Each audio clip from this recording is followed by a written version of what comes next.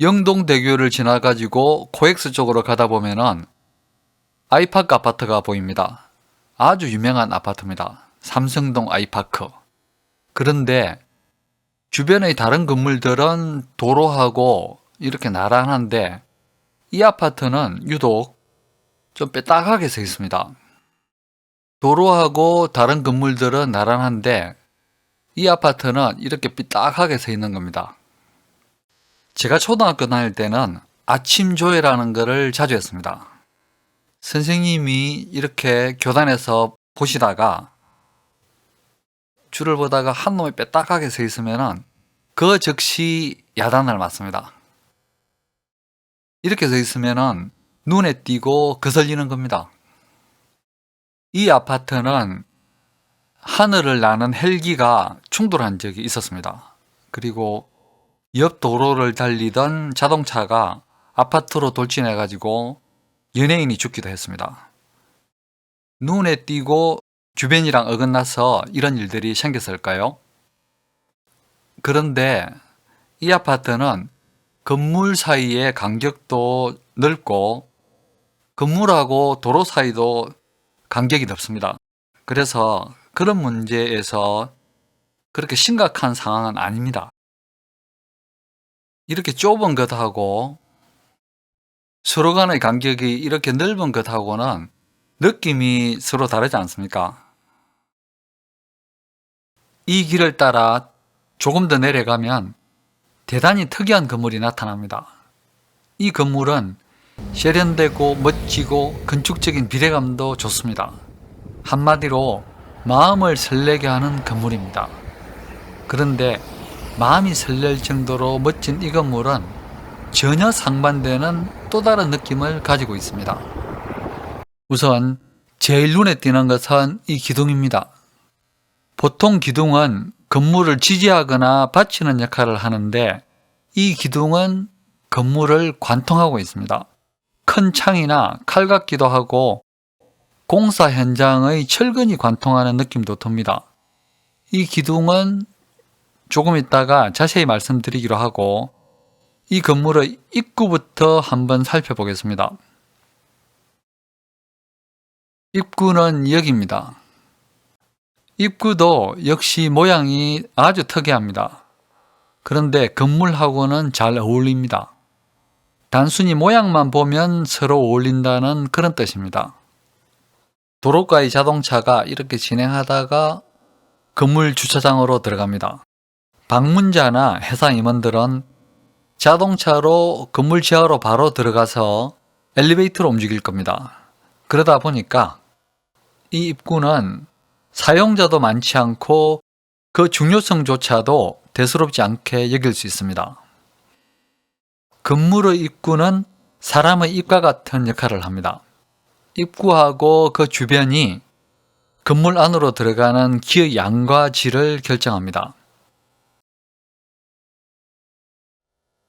큰 건물의 입구는 보통 이렇게 생겼습니다.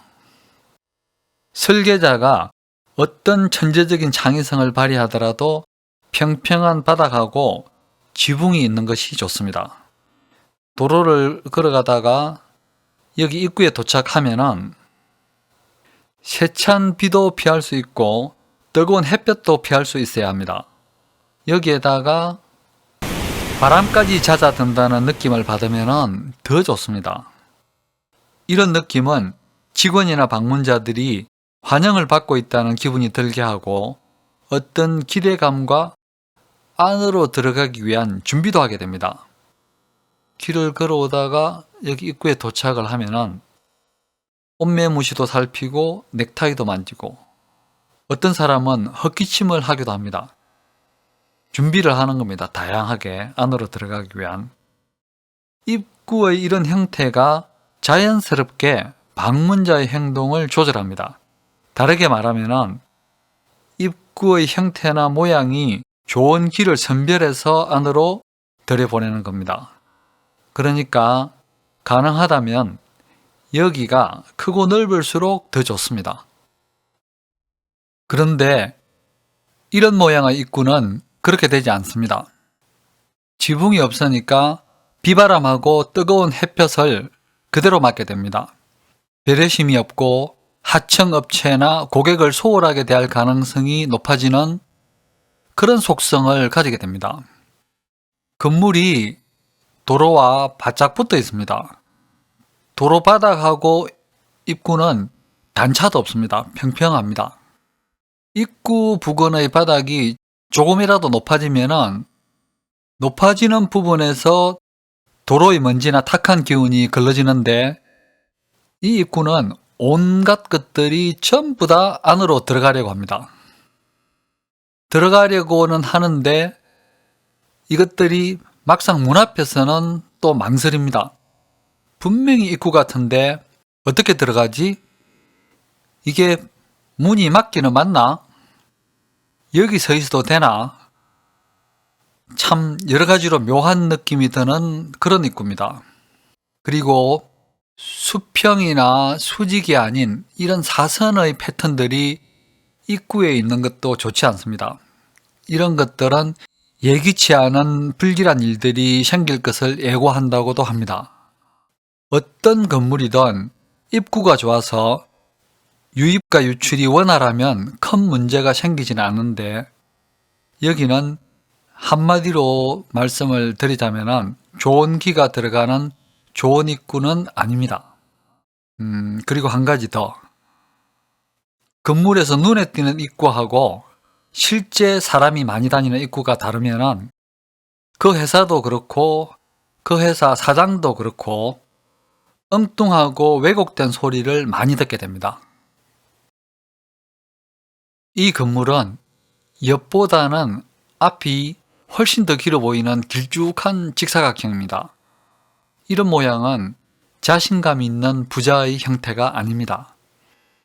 이런 건물에 사는 사람들은 결정은 빠르게 잘 내리지만 생각이나 행동이 어느 한쪽으로 치우치게 되고 돈도 빠르게 잘 벌다가 또 순식간에 빠져나가 버리기도 합니다. 안정적으로 성장하는 그런 모양이 아니라는 뜻입니다. 이 건물은 이 원 때문에 그나마 앞으로 좀 돌출되어 보이기도 하는데 그래도 여전히 길쭉한 직사각형 모양을 하고 있습니다. 주변의 건물들처럼 화려한 빛이 나고 생기를 발산하는 이런 대형 모니터들을 건물 앞쪽에다가 잘 붙이면 건물이 깊어 보일 수 있습니다. 그런데 크기라든지 위치를 잘 선택을 해야 됩니다.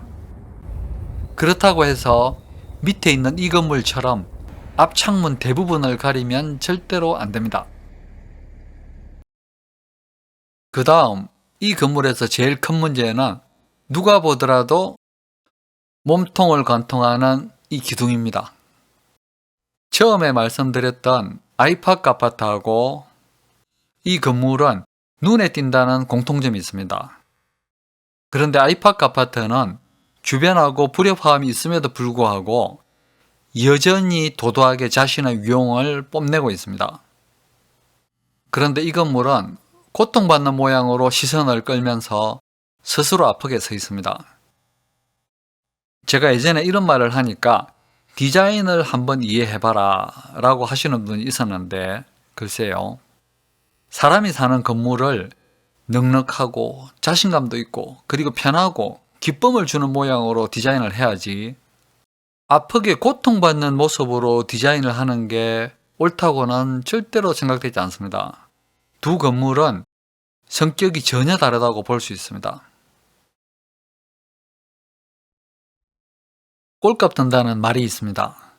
자기 꼴상의 값어치, 얼굴값, 사람이나 집이나 자기 생긴 대로 행동한다 라는 뜻입니다.